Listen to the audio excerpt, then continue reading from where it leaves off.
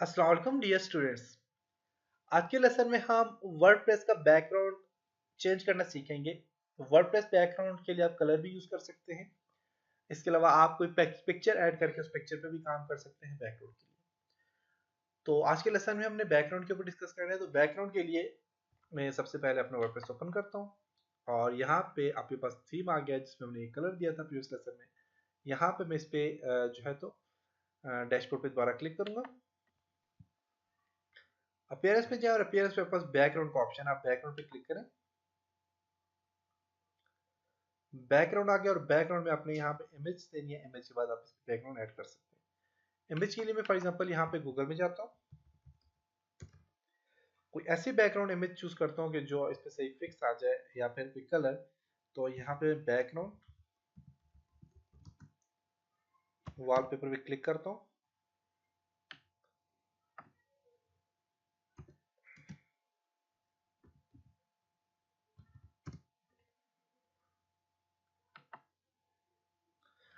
अब यहाँ पे अगर आप देखें तो आपके पास यहाँ पे काफी सारे बैकग्राउंड है। अब इन बैकग्राउंड में अगर ये वाला बैकग्राउंड ऐड करते हैं तो ये देखें रिपीट भी अगर हो तो आपके पास ये अच्छा लगेगा ये बैकग्राउंड।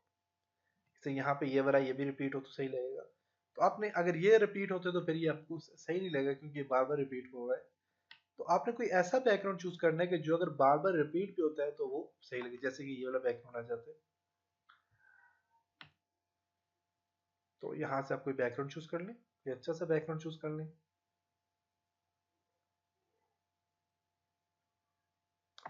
जैसे कि ये आ गया, ये बैकग्राउंड आ गया, ये अच्छे बैकग्राउंड है।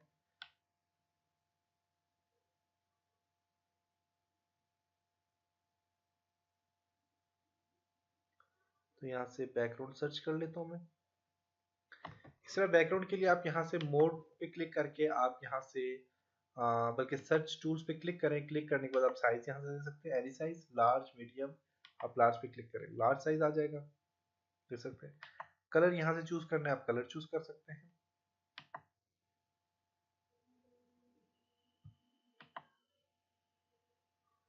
Any colour.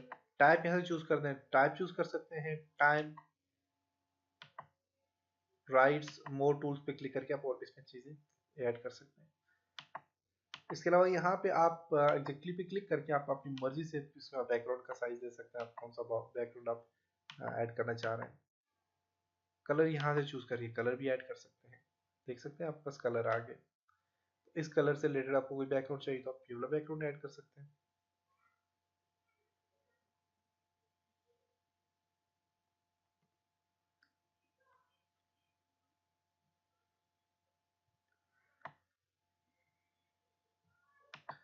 जैसे कि ये वाला बैकग्राउंड है, अच्छा बैकग्राउंड है ये वाला।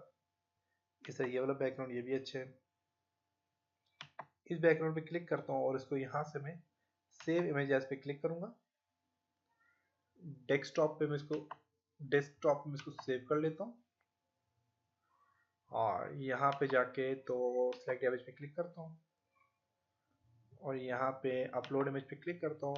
सिलेक्ट फाइल, ये मेरे पास एक डाउनलोड इमेज आ गई। यहाँ पे सेव, अपलोड और यहाँ से इसको मैं चूज इमेज पे क्लिक करता हूँ और अब देखें तो यहाँ पे इस पे बैकग्राउंड ऐड हो चुके हैं जो कि क्या हो रहा है, रिपीट हो रहा है और इस पे पता भी नहीं चल रहा।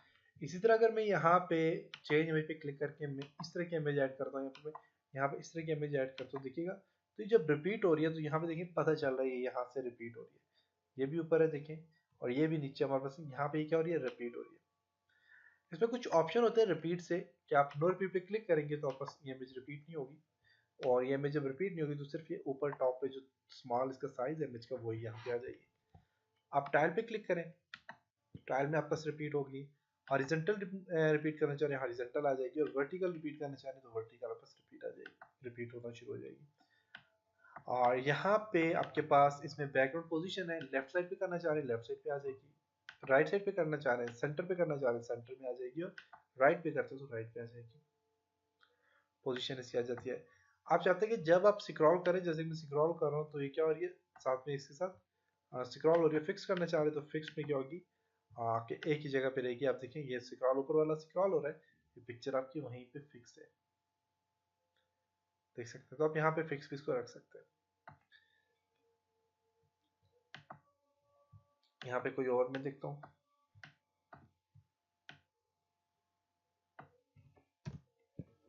बैकग्राउंड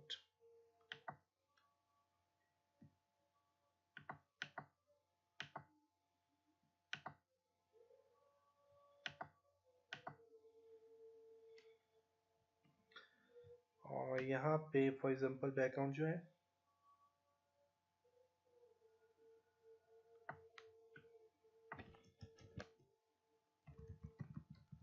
कंप्यूटर से रिलेटेड के बैकग्राउंड में ऐड करना चाह रहा हूँ।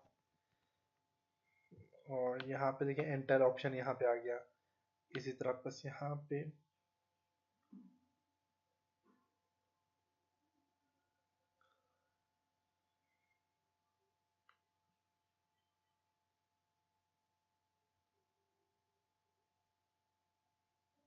ये वाला बैकग्राउंड भी अच्छा है। तो आप यहाँ से कोई भी बैकग्राउंड ऐड कर सकते हैं इस तरह का, जो रिपीट भी हो तो पता ना चले कि ये जो है तो इस तरह रिपीट हो रहा है।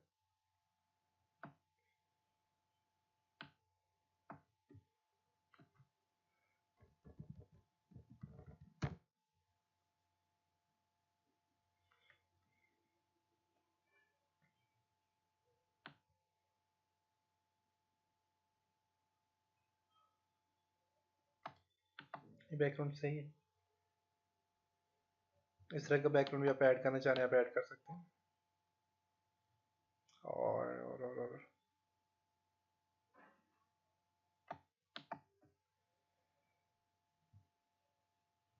ये सही है। इसको मैं कॉपी सेव कर लेता हूँ इमेज को, डाउनलोड इसी को रिप्लेस कर लेता हूँ। यस,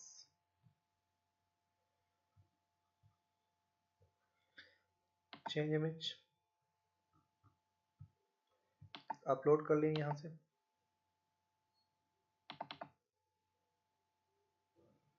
चूज, अब देखें जरा, तो यहाँ पे देखिए अच्छा लग रहा है यहाँ पे। अब इसको आप ऐड कर सकते हैं, इससे आप टाइल में ला सकते हैं, इससे नो रिपीट करेंगे नो रिपीट हो जाएगा। इसे अपनी वजह से आप यहाँ से एडजस्ट कर सकते हैं।